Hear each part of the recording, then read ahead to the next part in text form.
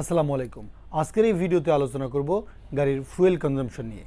গাড়ি চালানোর সময় অনেক ক্ষেত্রেই আমরা লক্ষ্য করি গাড়ির ফুয়েল কনজাম্পশন বেশি হচ্ছে বা কম মাইলেজ পাওয়া যাচ্ছে। অ্যাকচুয়ালি গাড়ির ফুয়েল কনজাম্পশন কেন বেশি হয় এবং কী সতর্কতা অবলম্বন করলে গাড়ির ফুয়েল কনজাম্পশন কম হবে অর্থাৎ ভালো মাইলেজ পাওয়া যাবে সে বিষয়ে সুস্পষ্ট ধারণা দেওয়ার চেষ্টা করব। আশা করি সম্পূর্ণ ভিডিওটি দেখবেন।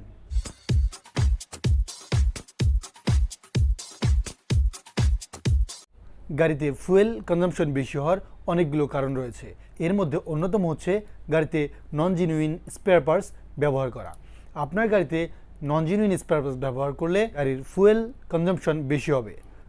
যেসব স্পেয়ার পার্টস গাড়ির ফুয়েল কনজাম্পশনের উপর সরাসরি প্রভাব ফেলে এর মধ্যে অন্যতম হচ্ছে এয়ার ফিল্টার। গাড়িতে নন জেনুইন বা লো কোয়ালিটির এয়ার ফিল্টার ব্যবহার করলে ইঞ্জিন সিলিন্ডারে সাফিসিয়েন্ট এয়ার প্রবেশ করতে পারে না, ফলে ইঞ্জিন সিলিন্ডারে প্রপারলি শক্তি উৎপন্ন করতে পারে না। এর ফলে গাড়ির ফুয়েল কনজাম্পশন বেড়ে যায়। স্পার্ক প্লাগ, গাড়িতে নন জেনুইন বা লো কোয়ালিটির স্পার্ক প্লাগ ব্যবহার করলেও কিন্তু গাড়ির ফুয়েল কনজাম্পশন বেশি হয়, কারণ নন জেনুইন স্পার্ক প্লাগ গাড়িতে স্ট্রং স্পার্ক করতে পারে না, ফলে ইঞ্জিনের ফুয়েল কনজাম্পশন বেশি হয়। ইগনিশন কয়েল, গাড়িতে নন জেনুইন বা লো কোয়ালিটির ইগনিশন কয়েল ব্যবহার করলে সেই নন জেনুইন বা লো কোয়ালিটির ইগনিশন কয়েল স্পার্ক প্লাগে সঠিক পরিমাণ বা সাফিসিয়েন্ট ভোল্টেজ সাপ্লাই করতে পারে না, ফলে গাড়ির ফুয়েল কনজাম্পশন বেড়ে যায়।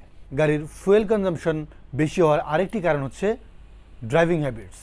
গাড়ির ড্রাইভারের ড্রাইভিং হ্যাবিট যদি খারাপ হয় তাহলে কিন্তু আপনার গাড়ির ফুয়েল কনজাম্পশন বেশি হবে।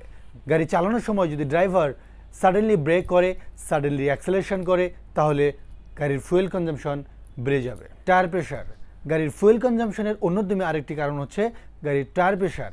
গাড়ির টায়ার প্রেশার যদি কম হয়, অর্থাৎ রিকমেন্ডেড টায়ার প্রেশার গাড়িতে প্রত্যেকটি ম্যানুফ্যাকচারার গাড়ির প্রত্যেকটি মডেলের জন্য টায়ার প্রেশার রিকমেন্ডেড করে থাকে। তো এখন প্রশ্ন হচ্ছে গাড়ির রিকমেন্ডেড টায়ার প্রেশার কোথায় লেখা থাকে?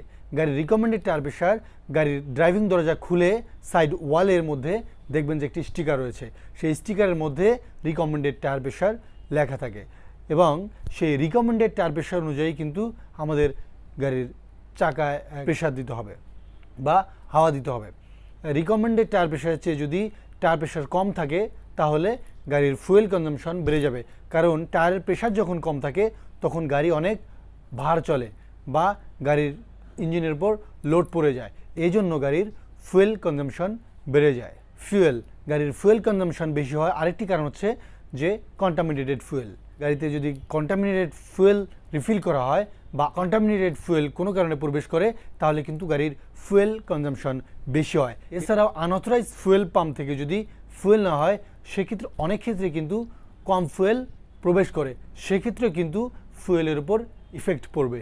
রোড কন্ডিশন এবং ট্রাফিক কন্ডিশন, গাড়ির ফুয়েল কনজাম্পশন কিন্তু রোড কন্ডিশন এবং ট্রাফিক কন্ডিশনের উপর ডিপেন্ড করে। যেমন আমাদের বাংলাদেশে ঢাকা শহরে কিন্তু প্রচণ্ড জ্যাম, 1 কিলোমিটার যেতেই আমাদের অনেক ক্ষেত্রে 1 থেকে 1.5 ঘন্টা সময় লাগে। তো সেক্ষেত্রে গাড়ির ফুয়েল কনজাম্পশন বেশি হবে। এর কারণ হচ্ছে গাড়ি যতটুকু রান করতেছে তার চেয়ে অনেক গুণে বেশি ইঞ্জিন রান করতেছে। দ্যাটস ওয়াই আমরা গাড়ির ফুয়েল কনজাম্পশন এখানে মিলাতে পারি না। এছাড়াও ভেহিকেল স্পিডের কারণেও কিন্তু গাড়ির ফুয়েল কনজাম্পশন বেশি হয়। মোটরসাইকেল হোক বা প্রাইভেট কার, যে কোনো গাড়ি হোক, গাড়ি চালানোর সময় অবশ্যই ইকোনমি ভেহিকেল স্পিড রেঞ্জে গাড়ি চালাতে হবে, তাহলে কিন্তু আপনি বেটার মাইলেজ পাবেন। সো ভিডিওটি যদি আপনার ভালো লেগে থাকে তাহলে লাইক করুন, শেয়ার করুন এবং অন্যকে ইনফরমেশনগুলো জানিয়ে দেওয়ার সুযোগ করে দিন। ভালো থাকবেন।